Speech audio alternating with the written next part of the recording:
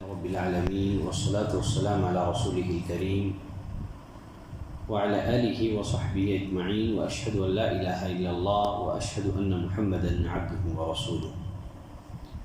أعوذ بالله من الشيطان الرجيم من همزه ونفخه ونفثه.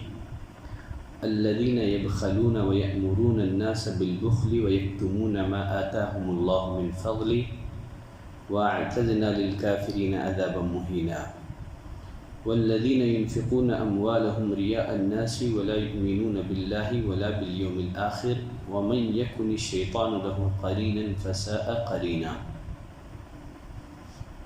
سورة النساء آیت نمبر 37 اور 38 کی میں نے تلاوت کی ہے. ان آیت میں اللہ نے فرمایا الذین یبخلون ویأمرون الناس بالبخل، جو لوگ بخل کرتے ہیں اور دوسروں کو بھی بخل کی ہدایت کرتے ہیں. ویکتمون ما آتاہم اللہ من فضلہ، اور جو کچھ اللہ نے انہیں اپنے فضل سے دے رکھا ہے اسے چھپاتے ہیں.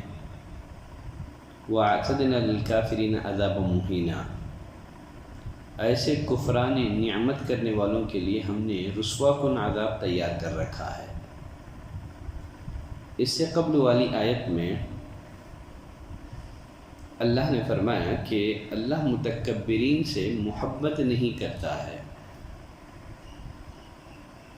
آج جو دو آیتیں میں نے تلاوت کی ہیں، ان آیات میں اللہ نے متکبرین کے کچھ اوصاف بیان کیے ہیں.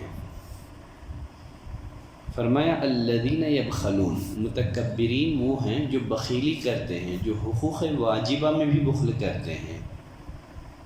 نہ صرف یہ کہ بخل کرتے ہیں، وَيَأْمُرُونَ النَّاسَ بِالْبُخْلِ، اور لوگوں کو بھی بخل کا حکم دیتے ہیں اور دوسروں کو بھی اپنے قول و عمل سے اس بری صفت کو اختیار کرنے کی ترغیب دیتے ہیں.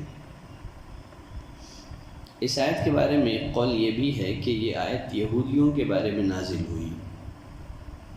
نبی کریم صلی اللہ علیہ وسلم نے فرمایا میری امت یہود اور نصارہ کے طریقے پر چلے گی.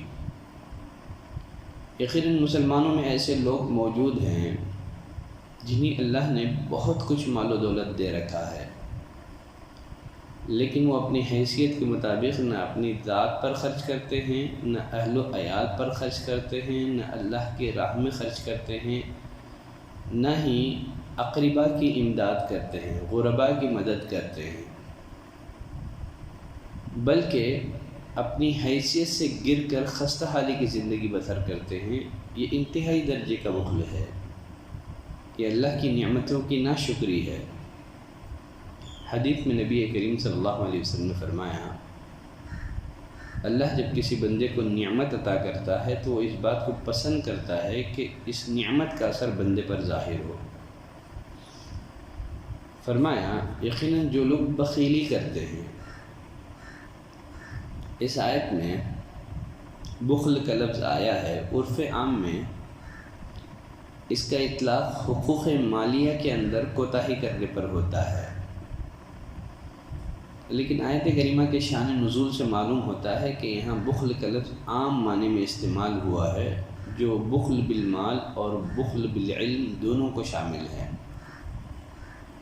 عبداللہ بن عباس رضی اللہ تعالیٰ عنہ فرماتے ہیں یہ آیت یہود مدینہ کے حق میں نازل ہوئی.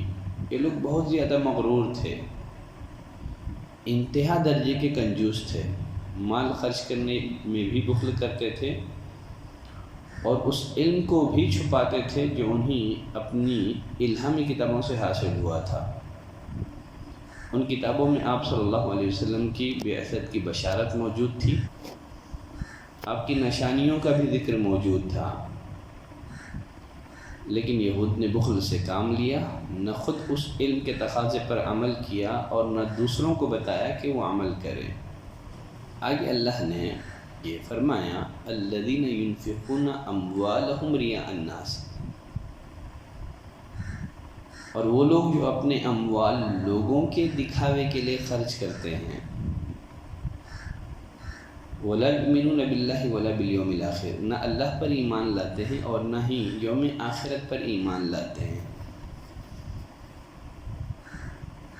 تو متکبرین کی ایک دوسری صفت یہ بیان کی جا رہی ہے کہ لوگ لوگوں کو دکھانے کے لیے مال خرچ کرتے ہیں۔ اول تو مال خرچ کرتے ہی نہیں ہیں، بخل سے کام لیتے ہیں۔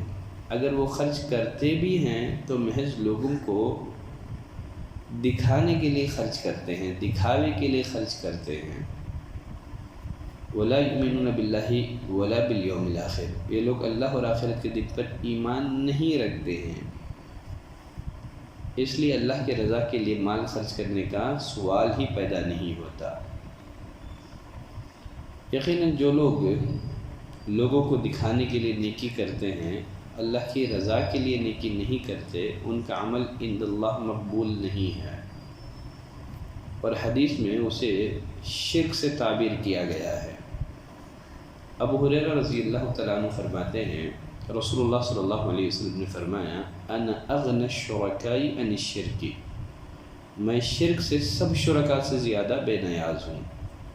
من عمل عملا، جو کوئی ایسا عمل کرے اشرک معی فیہ غیری، جس میں میرے ساتھ کسی دوسرے کو بھی شریک کرے، ترکتہ وشرکہ، میں اس کو اور اس کے شرک کو چھوڑ دیتا ہوں۔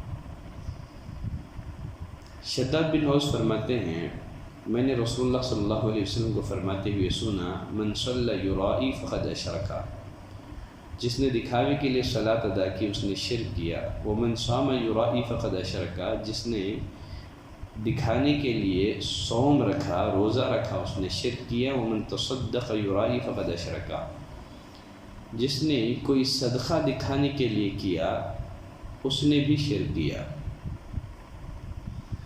محمد بن لبید رضی اللہ تعالیٰ عنہ فرماتے ہیں نبی کریم صلی اللہ علیہ وسلم نے فرمایا ان اخوف ما اخاف علیکم الشرک الاصغر، مجھے تمہارے متعلق بہت زیادہ شرک اصغر کا اندیشہ ہے۔ قالوا وما الشرک الاصغر یا رسول اللہ، صحابہ نے کہا شرک اصغر کیا ہے؟ آپ صلی اللہ علیہ وسلم نے فرمایا ریاکاری ہے۔